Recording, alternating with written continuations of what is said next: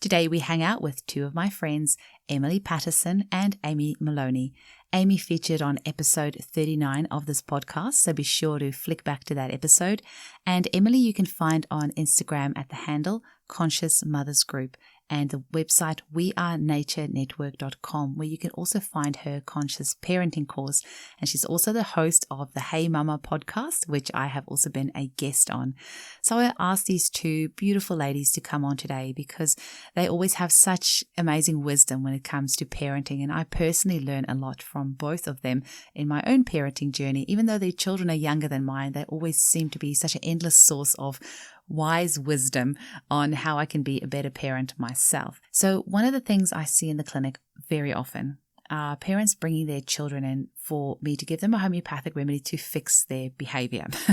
Now, often there are lots of remedies that we can do to help, but most commonly there are factors within the home life which is a major contributor to the reason for the child's behavior. So I asked these two ladies to come in today so we can have an open, non-judgmental conversation just about what are some ways that we can use in our parenting, what are some tools, what are some reframes that we can do in our parenting journey to help our children with their behavior and also for us to grow as human beings in the process. So I really hope you enjoy this conversation and let me know what you think by visiting my Facebook group, Homeopathy Hangout Podcast on Facebook. Thanks so much for listening. Welcome to the Homeopathy Hangout, where we discuss all things homeopathy from around the world. And now my mum and your host, Eugenie Kruger. Hello, homies, and a very warm welcome to Homeopathy Hangout. Today, I have two super special ladies here who have meant so much to me in my life and my time here in Perth and my parenting journey. It is the lovely return guest, Aimee Maloney. Hello, Aimee. Hi, Eugenie. And the lovely Emily Patterson. Hi, Emily. Hi. Now, I've also been on Emily's podcast, the Hey Mama podcast. And these two ladies, I have a huge place in my heart for the two of you because when I first came to Perth and I found the Conscious Mothers Facebook group, which the two of you started along with Ashley, it was a real revelation to me it's like a paradigm shift in how to communicate with fellow mothers. I think when I arrived in Perth, I was quite abrupt in the way that I did things. Maybe it's my South African upbringing or I don't know what it was, but the two of you have very gently helped me to find kinder ways to express myself. So I have said this to Aimee plenty of times because we've had a bit more conversations, me and Aimee, than I have with you, Emily, but you ladies don't even realize how much you've influenced the way in which I practice, the way in which I talk with my children, with my clients, with everybody around me, and certainly how I express myself online. So thank you. I think that's for all of us, right? Because until I started going down that path of, there's so many terms for it, conscious parenting, respectful parenting, gentle parenting. Until I actually went down that path, I probably wasn't treating just other human beings in general as well as I did once I learnt the tools from parenting. And actually, I became a way better wife in the way I spoke to my husband once that paradigm shift happened to me. So, yeah, I think sometimes we can learn things when we start delving into the parenting side of things, but it actually ends up applying to everyone in our life. Absolutely. And Emily, I mean, you've got a master's in special education as well. So you've got that kind of background too, and you work in early childhood care and you have got that kind of background of parenting as well. Today is all about three mums hanging out and chatting about parenting, more so, like you said, conscious parenting. There's different ways that we can term this. Emily, what would you define conscious parenting as?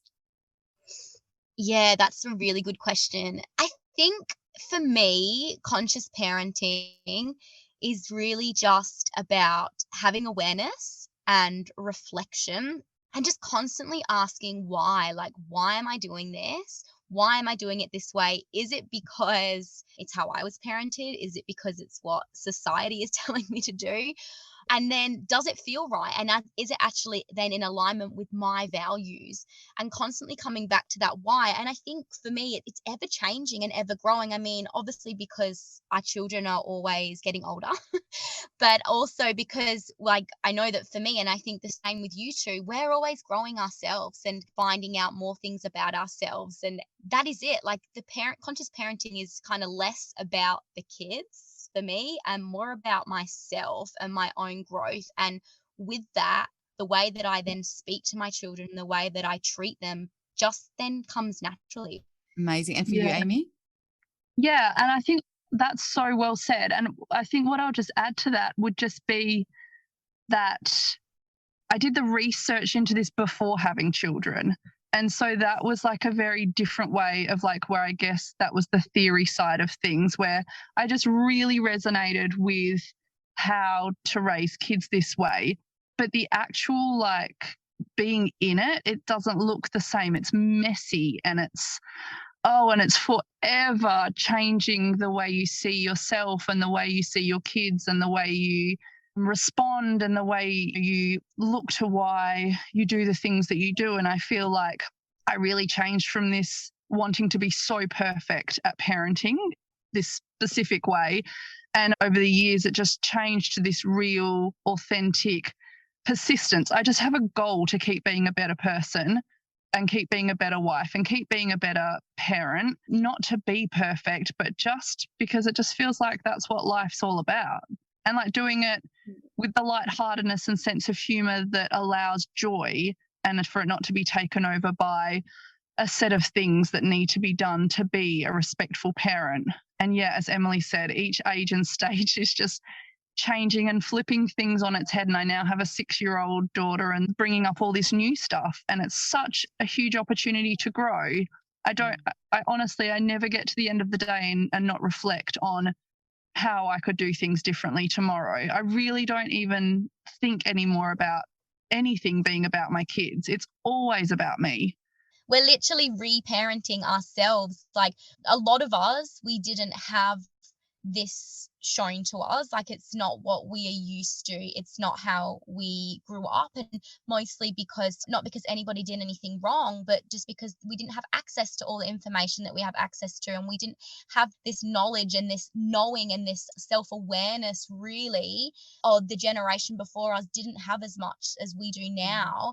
So I think exactly what you said, Aimee, like reflecting at the end of the day and then realizing that we're not perfect, and conscious parenting doesn't mean perfect parenting. It doesn't mean that we are this kind, gentle, loving, beautiful mother all day, every day, because very that is floral not reality. skirts and floating around, handing our children handmade organic snacks all day. Totally. And like, I'm gonna like preface this entire conversation by saying that I sometimes yell as a parent. Like, you know, I yell, I say things that I don't want to say. Like I screw up all the time. But as much as I say I screw up, I kind of don't see it as much as a screw up anymore. I see it as showing my kids that I'm a human being and I have emotions just like them. And what do I do when I have those emotions and I don't express them in what would be considered a healthy way? Well, I repair that and I let them know, hey, like I just really took my own crap out on you. That's not okay. It wasn't your responsibility. That's mine. I'm going to own it. And all of that is conscious parenting. That is it. Totally. And the more you do it, the more your kids will tell you as soon as you're screwing up. That is so true. I've now with an 11 and 8-year-old, they call me on it. You know, my daughter said, yeah, I can't even. I'm there like getting frustrated because I'm like, I want to have an adult tantrum right now, but I've got this 6-year-old calling me out on it. And I'm like, damn it. Like someone's pulled me out of I'm no longer in the front seat in my brain. I've gone to the back seat. I'm having a rant. And then I just see the look on my 6-year-old's face and she's like tells me everything I need to know. And I just, in that moment, then I have to make this choice. Do I like stop in my tracks and do the right thing, or do I just keep on going on my rant? And God, sometimes it's so hard.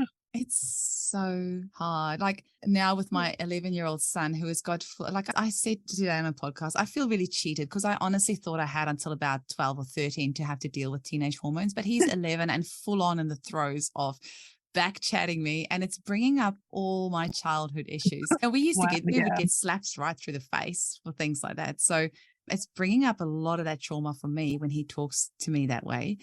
But I just realized, this is the thing when you hang out with friends and you just happen to be recording for the whole world to listen, is that I didn't preface all of this quite enough. That other reason why I brought you on is that one of the things I see in the clinic over and over and over, and we said this quickly before we press the record button, I just over and over see mums bringing their kids into me for a remedy to fix their child's tantrums, to fix their child's this and that and the next thing. But when you know with all of your being, it's the way that this child is being parented that is what we call in homeopathy a maintaining cause. So if you are a smoker and you've got emphysema, the maintaining cause is smoking. The emphysema is not going to improve, or your lungs, maybe emphysema is a little bit too far down the track, but your lungs are not going to improve until you stop smoking. So that's often the parenting is a maintaining cause in a child's homeopathic treatment, because if you are shouting all day, shouting at your kids, and you and your husband have got a terrible relationship and you are not spending that quality time with your child, of course they're going to be biting their nails. Of course they're going to be back chatting you. Of course they're going to be throwing their bags or be in a miserable mood all day, because that is the environment that they're in. So I wanted us to have this conversation, see what sort of tools can we give our listeners that if you are stuck in that rut, and I have been there where I have been a shouty mum, I haven't been in the best place, I take it out of my kids, and then they act up and they play out. And I've seen that just this past week where I've discovered why I am so reactive to my son's back chatting. And it's because it's all my childhood traumas and things. When I was going through my teenage years and not being listened to properly and acknowledged and not feeling that somebody's there for me unconditionally, despite the fact that I was being a little bitch. I understand why my mum did what she did. I was a horrible teenager, but not have had an adult there to sit with me and know that even though I'm like this, I am okay and I'm loved. And now my son is doing. Now my son is bringing that old childhood traumas up for me. And now that I've identified why I'm reacting the way I am, and I'm consciously changing that, and consciously every night for the last week going and lying with him in bed, and we're reading together, each our own book, but lying next to each other with our heads together, like consciously spending that time with him, his behavior has changed so much. And I don't know if a homeopathic remedy wasn't needed for me to recognize what was wrong and to remedy that with time and with consciousness, being conscious of what's happening. That was the remedy that was needed.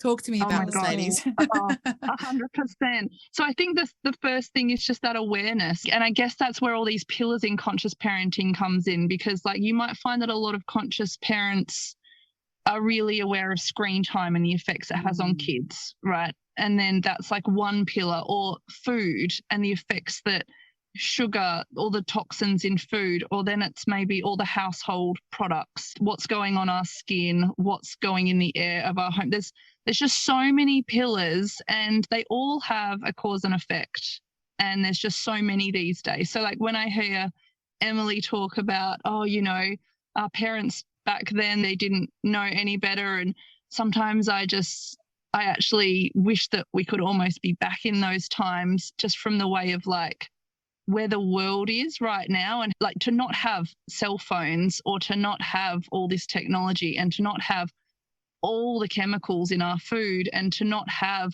all these products full of carcinogenic.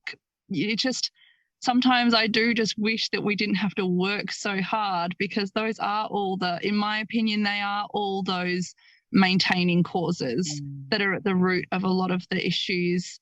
And just being present, because we're being pulled in a million different directions, and we can't just be mum anymore. Now we need to also have a career and also take on the mental load of what it is to be a mum in this current climate where everyone has overcommitted in their expenses, and a husband is now away from the house X amount of hours a day, and life is stressful. And it's like we've all created this for ourselves, but the ones that everyone's suffering, including our kids. I just feel like conscious parenting is just that awareness that there's all these things going on, and to try and remediate them, and to have the kids then will have like less stimulus to, you know, all the TV shows and the content and the social media, or less physical reactions to gluten or dairy or if sugar, whatever it is that might not be helping their nervous system.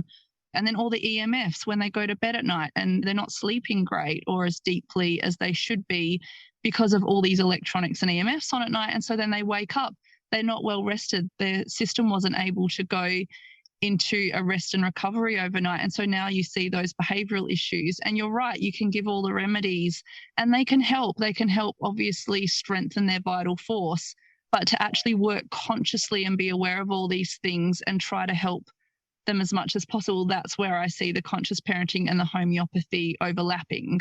Like we use homeopathy so much, but I do feel like if you just let your kid be on screen so much, and that's not a judgment because like I genuinely understand the struggle, but just to know that then there may be behavioral effects that homeopathy isn't going to help with because they'll just go straight back on the screen. And we do have those studies now. We know better at what effect that has on kids. Yeah, I totally agree. And I would love to like then almost put in my perspective, which is this, like, I agree with everything you're saying, but then I've got another little thing that I would add. And this is about like, again, going back to us as the parents. So yeah, there's all of those external things that can cause that. And then there's us, right? So if we're not parenting from this place of love and connection and respect, and they're not actually reflecting and recognizing the role that they're playing in that, because they're lacking this deep connection with their child. And when that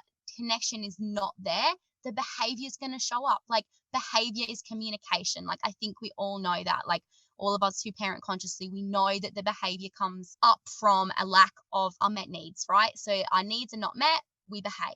So then how do we change that? We want to then meet that need of our child's, but how can we meet the need of our children, whether that be the need for connection, be the need to be heard, be the need to be seen, be the need to be loved, when we haven't actually met it in ourselves because we didn't get it met as the child, right? So this is where our triggers are. And I'm sure like everyone's heard that word now. It's a bit of a buzzword, like, you know, we get triggered by things.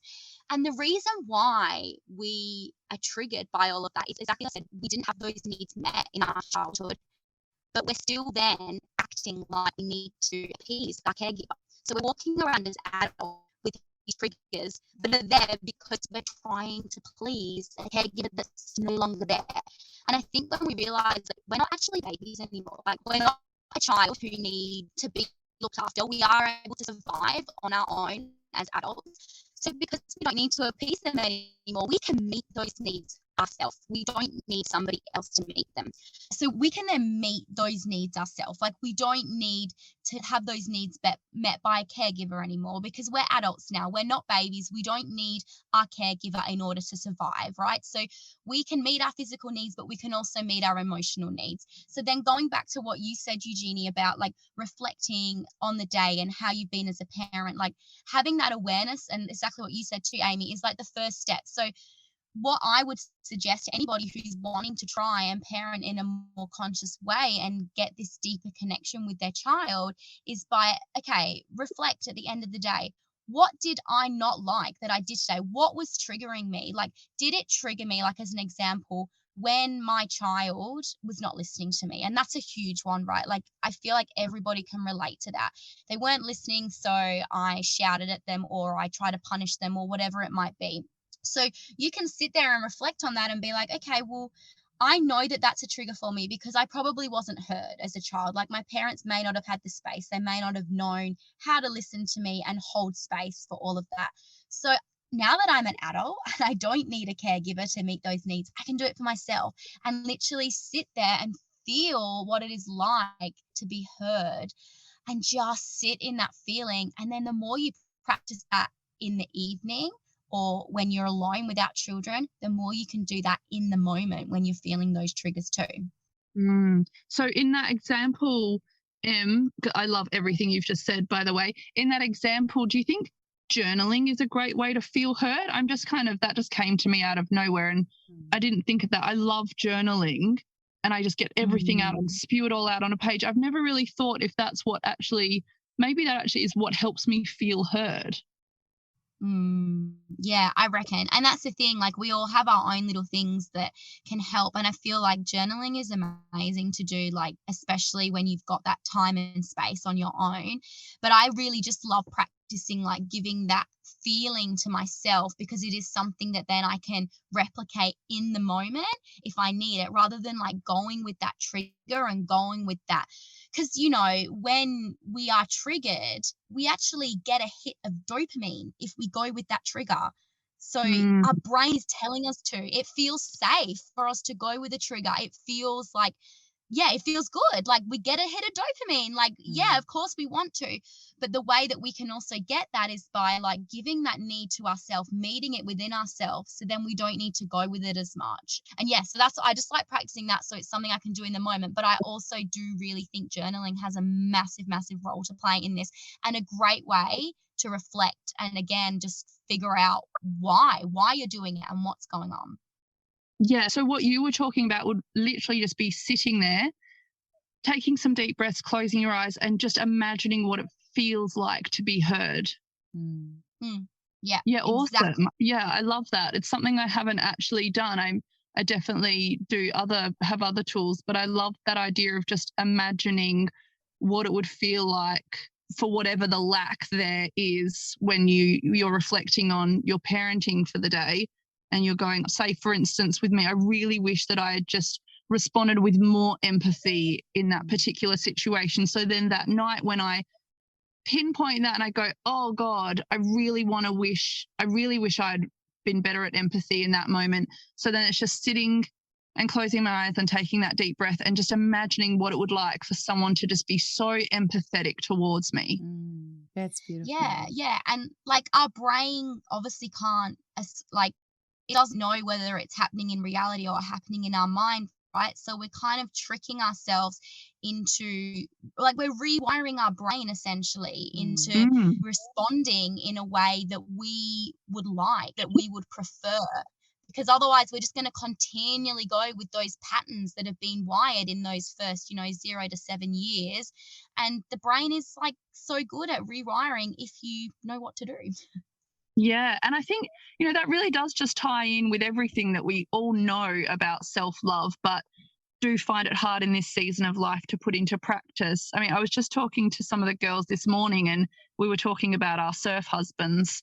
Really, it's so cut and dry for me. If my cup is full and I'm treating myself with love and I'm doing all the right things, I couldn't care less if my husband surfed every day. But as soon as I'm not, as soon as my cup is feeling empty and I'm not putting myself first, I'm not giving to myself, the resentment starts to build up when the surfing starts. And Emily, you've got a surfer husband, so I bet that that's something that you can just so relate to.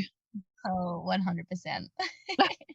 I have a home husband. He's such a homebody. So sometimes I wish he would just go out and do other things so I can have a quiet house. But so I can't complain about that one. But how beautiful for them that they have something out in nature that they can go to fill their cups. I mean, that's really important. And something, I mean, this is kind of like another kettle of fish, but this is kind of more the home environment that's creating that maintaining cause. And I did a little post in Conscious Mums group the other day because I'm just devastated by the daily, several posts a day I'm seeing of families breaking up.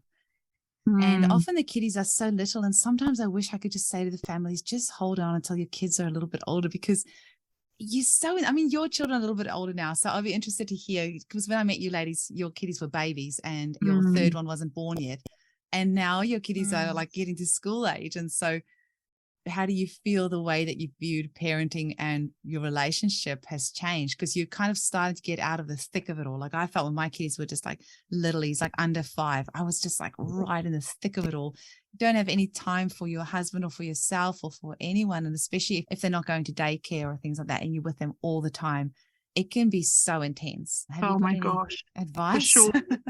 Yeah, my advice would be quite similar to yours, as long as we're not talking about abuse. The hold on is pretty essential. I mean, the communication that me and my hubby have developed over the last few years has just been so open and honest and vulnerable and messy. But it really is where we can openly admit to each other that we may not be in a season of life where we can put in the effort to grow our relationship in a sustainable way. Sometimes we just go through seasons where we just need to maintain it. And as long as we feel like it's not at all going backwards, we're actually pretty stoked with ourselves.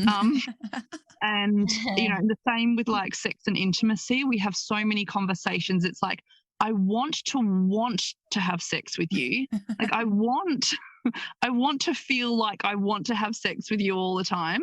And it just that knowing that I want to, it's just not there right now, or I want to be intimate in these ways. And I feel like by the end of the day, I've just got nothing left to give.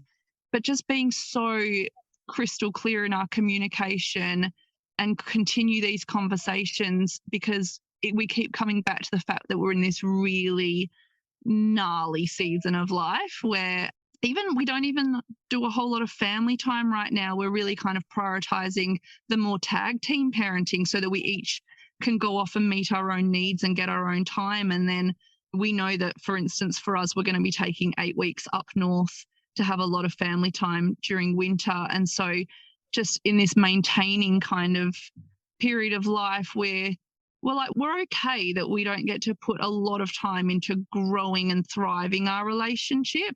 We have such a good foundation. And as long as I think we keep those conversations going, like we've decided that is what's working for us. That might not work for everyone, but like for us, we have decided that, we probably don't have the time to be going on courses and doing all these things that we hear about and we love the idea of. And then at the end of the day, we're just absolutely pooped and we don't follow through. We're like, it's almost like we're making false promises to ourselves. And, then we talk about the fact that next year our youngest will be in kindy 3 days a week and we talk and get all excited about daytime sex or whatever it is. I love your honesty so much. It's going to be so many mums resonating with us. But I feel like we need a Facebook group that says, I want to have sex with my husband. Help. And literally through the bank. I mean, I do 1,000 consults a year. And out of that, I will have one woman a year that will tell me she has a libido. So with young kids, right. It's like that's the exception, like one. I'm still breastfeeding a 6 and a 3-year-old. Like I know that biologically this is all normal. And I wish it was different, but it's not, Having those conversations, I think that's where it all starts. It's having those conversations. No one's left guessing. And I do have a really wonderfully respectful partner. I guess what we see a lot in the conscious mothers groups, the posts, is where there is people whose boundaries are not being respected. And I can see both sides of it. That's the thing. I read these posts and I can put myself in the husband's shoes and I get it, and I can put myself in the wife's shoes and I get it. It's just hard and it's messy and it's a season. So I'd love to hear how you're feeling on all that, Em. Oh, well, the only thing that I was thinking while you guys were talking was that I feel like it's so easy for us to say this stuff about relationships because we do have husbands who have grown with us in a sense where, say, I've been like, we're having a home birth. Yeah, cool. We're going to be using homeopathy. Yeah, cool. We're going to be homeschooling. Yeah, cool. Oh, actually, now I'm going to free birth this child. Like he's always gotten on board with everything and just like there's been growth of us together. And same with the parenting, like we align with the parenting and that, which is amazing. Like we can then tell each other when we're in a bad mood and say, hey, let me take over for a minute because you're really struggling right now, or whatever it might be.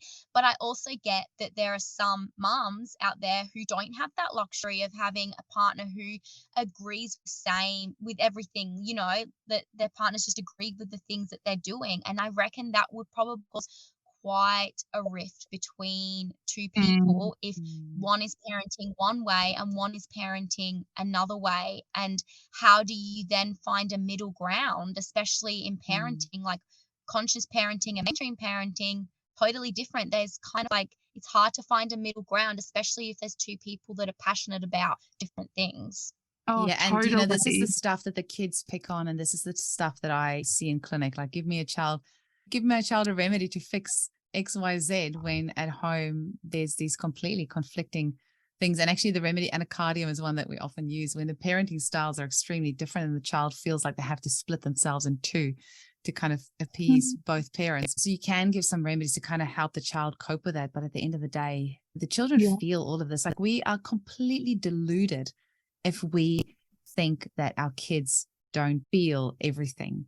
And, I have mums and they will come for consults and they'll say, oh, my husband and I are not talking, or we've got this or that. And, luckily we hide it from the kids. And I'm like, yeah, you're not hiding anything. Your child is so much smarter. And if you're not going to heal this between the two of you, obviously don't say that, but our children feel everything. And we owe it to them and to ourselves to get that communication going, learning tools to. And I think, like you said about triggers, Emily, it does feel like it's the hot topic at the moment. But even triggers in our relationship, what is it about the way that our partner's dealing with us that's triggering us? And how can we heal that? Because everything around us is just mirrors.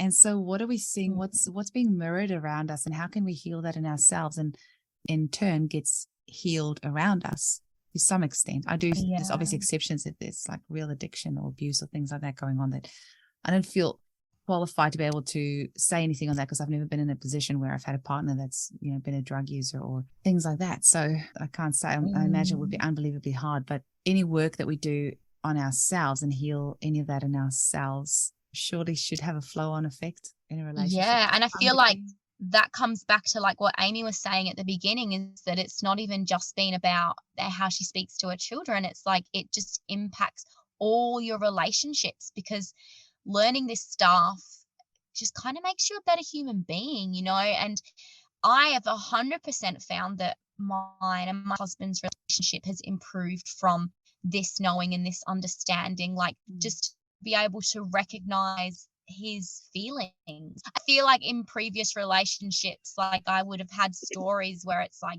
you can't be angry or you can't be sad, and I have to kind of fix that or something. But learning all of this stuff, it's like, it's just been pivotal in it to be able to hold space for each other, and just so much more. But it impacts every area of your life once you start learning this stuff, just for the better. Yeah, and I think just continuing on from that, one of the sayings I learned over time was to say to my husband, when you do this, the story I tell myself is this. I think that's Brené Brown, one of the tools that she uses to communicate. Basically, it's putting the ownership back on us, right? Like, we're not saying that they are saying or meaning or doing anything, but we're saying, when you do this, this is the story I tell myself. And I've actually started doing it recently with my 6-year-old daughter. So maybe just going back to that example of not listening. Hey, when I ask you 2 or 3 times to put your shoes on and you don't, the story I'm telling myself is that I'm not being respected, that what I say doesn't matter, that it's okay to ignore me. And gosh, the innocence when then a 6-year-old turns out and goes, no, Mummy, I need to get this drawing finished because I'm going to take this card into school today to give to Frankie. It really is. We're all walking around with these stories, and they are all from our conditioning or from our past experiences. And then we make these stories in our head, and then all we do is see the world. We see the way our partner treats us as a whole story, and really just by voicing it, whether it's to our kids or our husbands or a friend. When I text you 3 and 4 times and I don't hear back from you, like, the story I tell myself is that maybe you don't have time for me. And just to hear that response back of, God, I'm so sorry. I'm in the thick of it right now and I can barely keep on top of cooking dinner. And just to open yourself up to possibilities that aren't about you.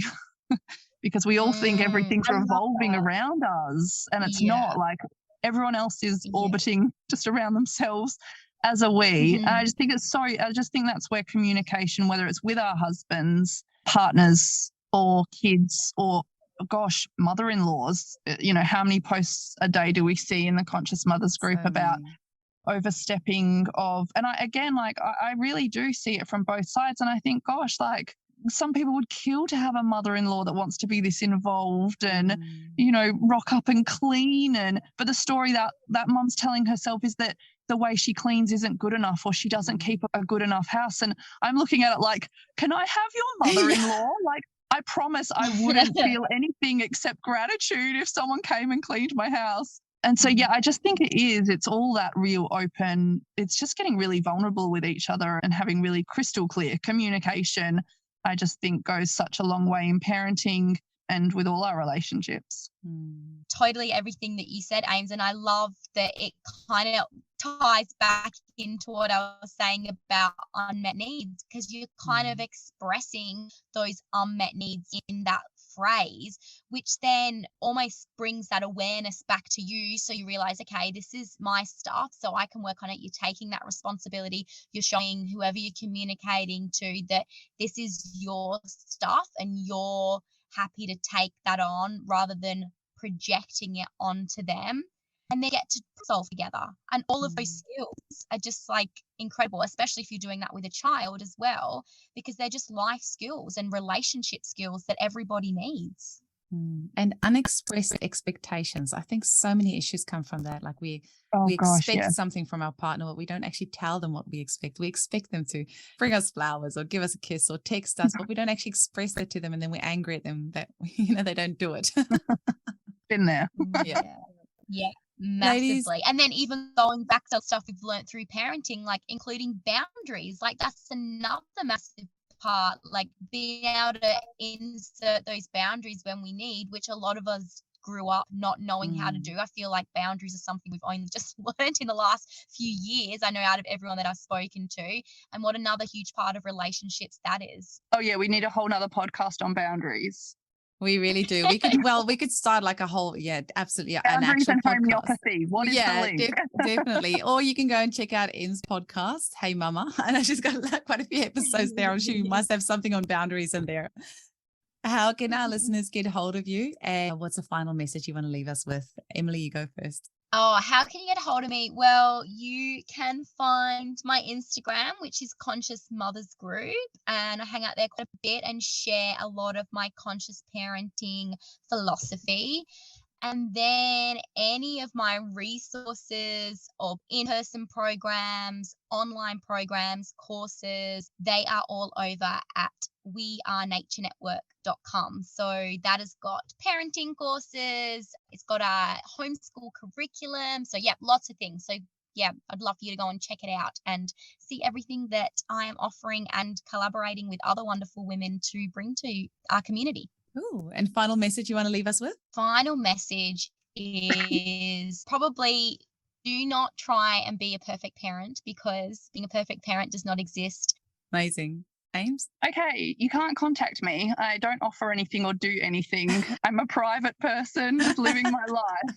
I live in Denmark. If you happen to come down to Denmark, WA, maybe reach out over. And come to yours. You've got your spa, right? Come for a chai. Yeah. I run an infrared sauna studio down in Denmark. But look, I don't do anything. I just love to chat with friends. So thank you so much for having me on.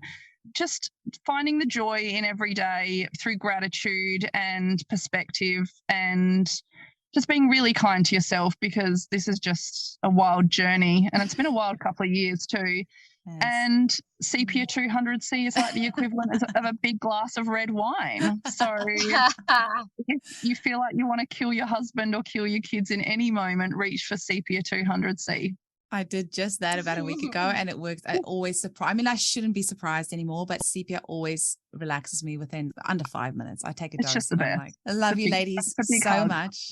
Thank you so much for all you do. Thanks for everything that you've meant to me. Thanks for everything that you've meant to all the mothers of Perth.